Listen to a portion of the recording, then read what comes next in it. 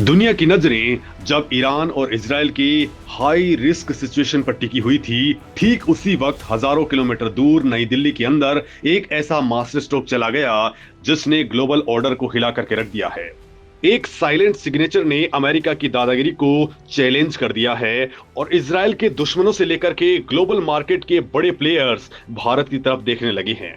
अब दोस्तों सवाल उठता है कि 1996 की पुरानी ट्रीटी खत्म करके ईरान युद्ध के शोर के बीचों बीच भारत और इजराइल ने रातों रात ऐसा कौन सा सीक्रेट एग्रीमेंट लागू कर दिया है जिसने सुपर पावर अमेरिका तक के होश उड़ा दिए हैं। दोस्तों जब पूरी दुनिया इजराइल पर भारी प्रतिबंध लगाने की सोच रही थी, तब दिल्ली में बैठी मोदी सरकार ने अमेरिका और अरब देशों की रेड लाइन को कैसे क्रॉस कर दिया है। क्या इसके पीछे इजराइल की सबसे घातक डिफेंस टेक्नोलॉजी को चुपचाप तरीके से बाहर शिफ्ट करने का कोई बहुत बड़ा ब्लूप्रिंट है? तो दोस्तों जिसे मेन स्ट्रीम मीडिया छिपा रहा है, उस सच से जरा अब रूबरू होते हैं। दोस्तों 4 जुलाई 2026 यही वो तारीख है जब भारत और इजराइल के बीच में बायलैटरल इन्वेस्टमेंट एग्रीमेंट यानी कि बीआईए आधिकारिक तौर पर लागू हो चुका है। पिछले साल 8 सितंबर को नई दिल्ली के अंदर जिस एग्रीमेंट पर हस्ताक्षर हुए थे, उसने 1996 की पुरानी तस्वीर को पूरी तरह से बदल करके रख दिया है। और दोस्तों ये उस वक्त हुआ जब इजराइल के ऊपर वेस्टर्न कंट्रीज का भारी प्रेशर है। भारत ने यह कदम उठाकर के साफ कर दिया है कि अब फैसले दिल्ली में होते हैं और असर इनका ग्लोबल लेवल पर पड़ता है। इस एग्रीमेंट की असली अहमियत समझने के लिए ग्लोबल चेसबोर्ड को देखना होगा। दोस्तों पिछले कुछ समय से अमेरिका और इजराइल के बीच में भारी खींचतान चल रही थी। दोस्तों वॉशिंगटन लगातार अपनी स्ट्रेटेजिक लेवरेज का इस्तेमाल करके इजराइल की पॉलिसीज को डिक्टेट करना चाहता था। मिडिल ईस्ट कॉन्फ्लिक्ट के बीच में अमेरिका वही सलूक इजराइल के साथ कर रहा था जो उसने कुछ वक्त पहले भारत के स्ट्रेटेजिक ऑटोनॉमी के मुद्दे पर किया था। लेकिन इजराइल के प्राइम मिनिस्टर बेंजामिन नेतन्याहू ने साफ कर दिया कि यह दादागिरी नहीं चलेगी। भारत ने इजराइल का साथ थाम कर बता दिया है कि भारत अब रिएक्शन देने वाला देश नहीं है, बल्कि अब वो आगे बढ़ करके इक्वेशन बदलने वाला देश बन चुका है। तो दोस्तों आखिर इस बीआईए में ऐसा क्या है जिसने चाइना से लेकर के वेस्ट तक को सोचने पर मजबूर कर दिया है? तो दोस्तों ये नया एग्रीमेंट 1996 की पुरानी बायलैटरल इन्वेस्टमेंट ट्रीटी की जगह लेगा। इसे भारत के अपडेटेड मॉडल और कंटेम्पररी इंटरनेशनल इन्वेस्टमेंट लॉ के हिसाब से डिजाइन किया गया है। इसका सीधा मतलब है कि अब क्रॉस बॉर्डर इन्वेस्टमेंट सिर्फ बढ़ेगा नहीं, बल्कि उसे तगड़ी सिक्योरिटी मिलेगी, चाहे टेक्नोलॉजी हो, डिफेंस इकोसिस्टम हो, एग्रीकल्चर या इंफ्रास्ट्रक्चर हो। दोनों देशों के इन्वेस्टर्स को अब arbitrary government behaviour, targeted discrimination या सडन पॉलिसी शिफ्ट से डरने की जरूरत नहीं है। भारत और इजराइल ने मिलकर के इंटरनेशनल लेवल के ऊपर सबसे सेफ एनवायरनमेंट गारंटी करने वाला फ्रेमवर्क रेडी कर लिया है। दोस्तों इस एग्रीमेंट की सबसे बड़ी खासियत नेशनल ट्रीटमेंट क्लॉज है।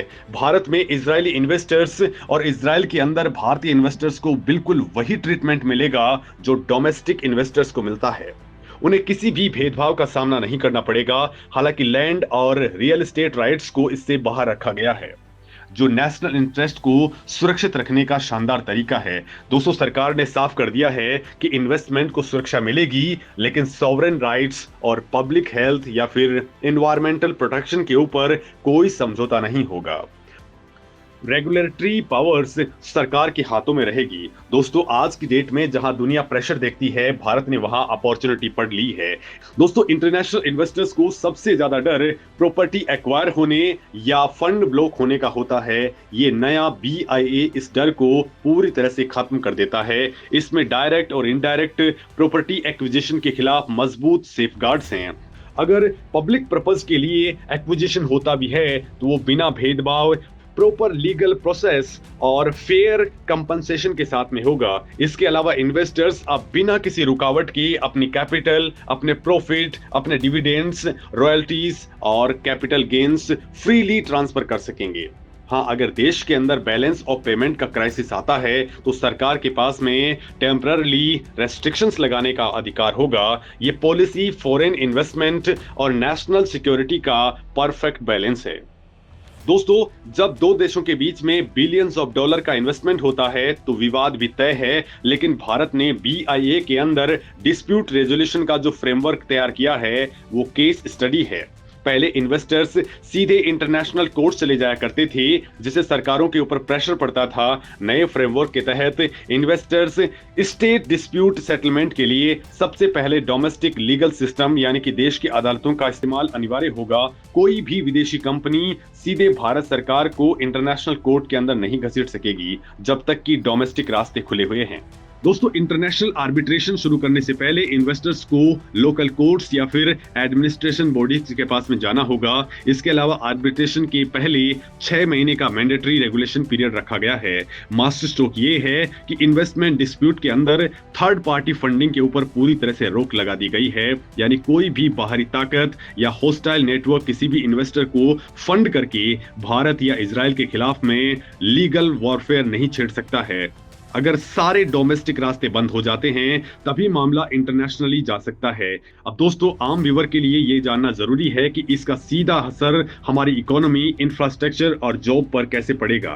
तो दोस्तों, इजराइल इनोवेशन का हब है, उनके पास में कटिंग एज टेक्नोलॉजी है, साइबर सिक्योरिटी है, प्रिसीजन एग्रीकल्चर, वाटर मैनेजमेंट और एडवांस डिफेंस मैन्युफैक्चरिंग की महारत है। दूसरी तरफ भारत के पास में बड़ी तादाद के अंदर टैलेंट पूल है और ग्लोबल मैन्युफैक्चरिंग हब बनने का एम्बिशन है। इस BIA के जरिए इजराइल की टॉप नॉच टेक्नोलॉजीज, वहां के टॉप कंपनीज भारत में लॉन्ग टर्म इन्वेस्टमेंट करने के लिए कॉन्फिडेंस महसूस करेंगी। जो देश कभी दूसरों की टेक्नोलॉजी का इंतजार किया करता था, वही अब ग्लोबल सप्लाई चेन का एक नया सेंटर बन रहा है।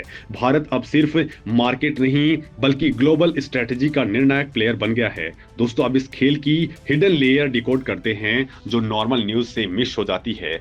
भारत और वेस्टर्न ब्लॉक हमेशा से टेक्नोलॉजी और इन्वेस्टमेंट को प्रेशर पॉइंट की तरह इस्तेमाल करते हैं। जब कोई देश उनके हिसाब से काम नहीं करता तो वो सैंक्शंस का डर दिखाते हैं। इजराइल जो अमेरिका पर डिपेंडेंट रहा है, अब अपनी स्ट्रेटेजिक ऑटोनॉमी के तेजी से डाइवर्सिफाई कर रहा है। भारत के साथ में ये BIA उसी डाइवर्सिफिकेशन का सबसे मजबूत पिलर है। ये एग्रीमेंट दुनिया को साफ सिग्नल दे रहा है कि एशियन कंट्रीज के अंदर पावर सेंटर शिफ्ट हो रहा है।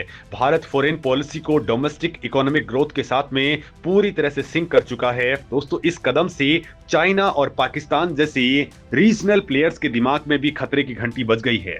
चाइना जो मिडिल ईस्ट के अंदर इन्फ्लुएंस बढ़ाने की कोशिश कर रहा था, उसे समझ में आ गया है कि भारत इजराइल पार्टनरशिप सिर्फ ट्रेड तक सीमित नहीं है। जब इनोवेशन, हैवी कैपिटल और मैन्युफैक्चरिंग स्केल बढ़ते हैं तो एक ऐसे डिफेंस और टेक इकोसिस्टम को डेवलप करते हैं जिससे काउंटर करना किसी भी सिक्योरिटी थ्रेट के लिए नामुमकिन होगा।